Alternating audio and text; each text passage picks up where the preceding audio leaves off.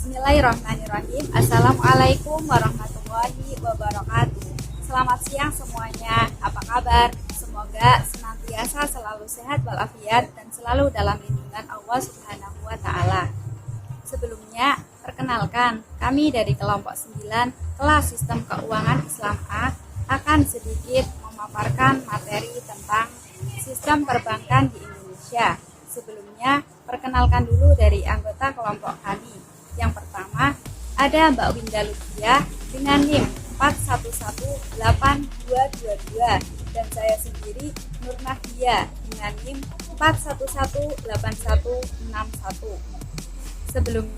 Sebelum membahas materi pada siang hari ini, kami akan sedikit memaparkan pokok bahasan pada pertemuan kali ini. Di antaranya yaitu yang pertama ada pengertian dan sistem perbankan.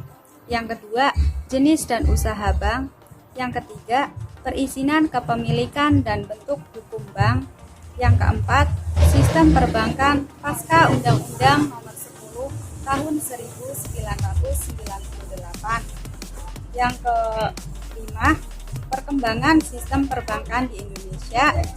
Yang keenam, kewenangan pengaturan pengawasan bank dan sistem pengawasan bank oleh Bank Indonesia.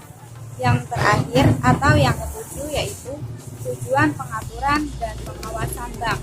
Selamat menyaksikan pemaparan materi dari kelompok kami ya teman-teman. Memasuki pembahasan yang pertama yaitu tentang pengertian bank dan sistem perbankan. Bank berasal dari bahasa Italia yaitu banco yang berarti kepingan papan untuk bungkus jenis meja. Dalam Undang-Undang Nomor 14 Tahun 1967 Pasal 1, bank dapat diartikan suatu lembaga keuangan yang usaha pokoknya memberikan kredit dan jasa-jasa dalam lalu lintas pembayaran dan peredaran uang.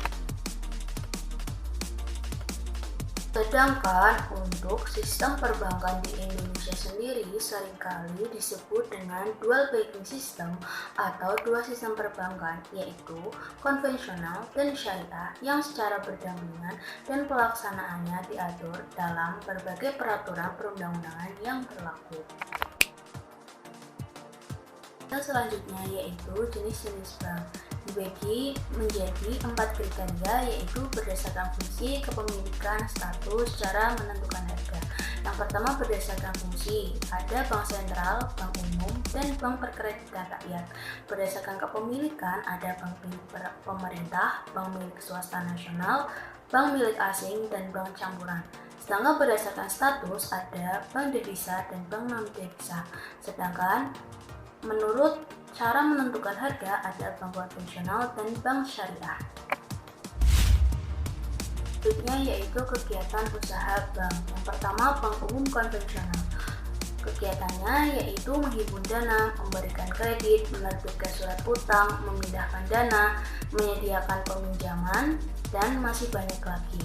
Sedangkan perbankan syariah yaitu menghimpun dana, menyalurkan pembiayaan, menerbitkan surat-surat, dan masih banyak lagi.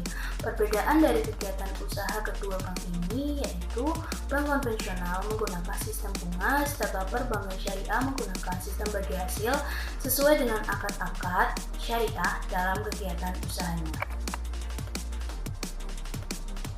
Yaitu perizinan kepemilikan dan bentuk-bentuk hukum bank. Perizinannya sesuai dengan Undang-Undang RI Nomor 10 Tahun 1998 tentang perubahan atas Undang-Undang Nomor 7 Tahun 1992 tentang perbankan Pasal 16 ayat 1, 2, dan 3. Sedangkan bentuk hukumnya bank umum pada Pasal 21 ayat 1, bank perkreditan rakyat Pasal 21 ayat 2, dan bank desa pada Pasal 58. Selanjutnya yaitu tentang kepemilikan. Bank umum pasal 22 ayat 1, bank perkreditan rakyat pasal 23, dan kepemilikan kedua bank ini harus didirikan oleh warga negara Indonesia asli. Lalu koperasi pada pasal 24, bank umum dan BPR perseroan terbatas pada pasal 25, serta kepemilikan saham bank pada pasal 26 ayat 1, 2, dan 3. Sistem Perbankan pasca Undang-Undang Nomor 10 Tahun 1998. Lahirnya Undang-Undang Nomor 10 Tahun 1998 secara menyeluruh dianggap lebih luas dan pengembangan perbankan syariah dibandingkan dengan Undang-Undang Nomor 7 Tahun 1992 karena Undang-Undang Nomor 10 Tahun 1998 lahir tepatnya setelah krisis moneter yang melanda negara Indonesia. Dengan keadaan tersebut memperkirakan dampak yang sangat berpengaruh bagi perkembangan dunia perbankan di negara Indonesia. Yang selanjutnya yaitu ada perkembangan sistem perbankan di Indonesia. Perkembangan perbankan di Indonesia diantaranya yaitu pertama, masa diregulasi perbankan di Indonesia. Pada masa ini bertujuan agar suasana perbankan di Indonesia lebih stabil, maka dibuatlah kebijakan-kebijakan yang mengatur tentang perbankan Indonesia. Yang kedua yaitu kondisi sebelum diregulasi. Pada masa ini, perbankan sangat dipengaruhi oleh berbagai kepentingan ekonomi dan politik dari penguasa. Penguasa tersebut yaitu pemerintahan.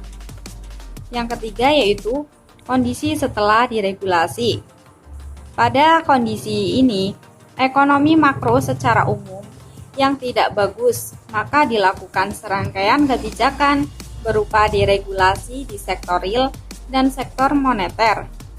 Sebelumnya, deregulasi perbankan merupakan keadaan di mana terjadinya perubahan atau peraturan dalam perbankan, khususnya di Indonesia.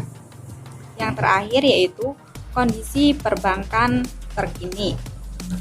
Otoritas Jasa Keuangan atau OJK menegaskan saat ini kondisi kesehatan bank secara umum masih sangat bagus. Yang selanjutnya yaitu kewenangan pengaturan, pengawasan bank, dan sistem pengawasan bank oleh Bank Indonesia. Yang pertama yaitu ada likuiditas, rentabilitas, solvabilitas, kualitas aset, rasio kecukupan modal minimum, batas maksimum pemberian kredit, rasio pinjaman terhadap simpanan dan pencadangan bank. Yang kedua yaitu laporan bank yang terkait dengan kesehatan kinerja bank. Yang ketiga, sistem informasi debitur. Yang keempat, pengujian kredit atau credit testing. Dan yang terakhir yaitu standar akuntansi bank.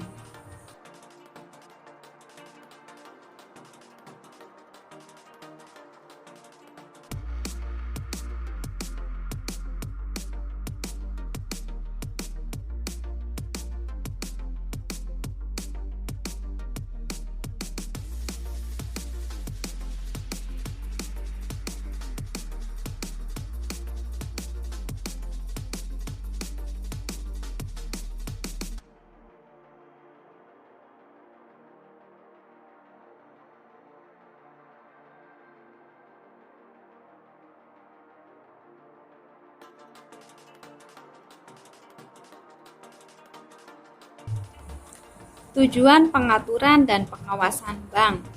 Tujuan pengaturan dan pengawasan bank diantaranya yaitu yang pertama, lembaga kepercayaan. Sebagai lembaga kepercayaan, maka masyarakat dalam kaitannya sebagai lembaga penghimpun dana dan pengatur dana. Yang kedua yaitu sebagai pelaksana kebijakan moneter.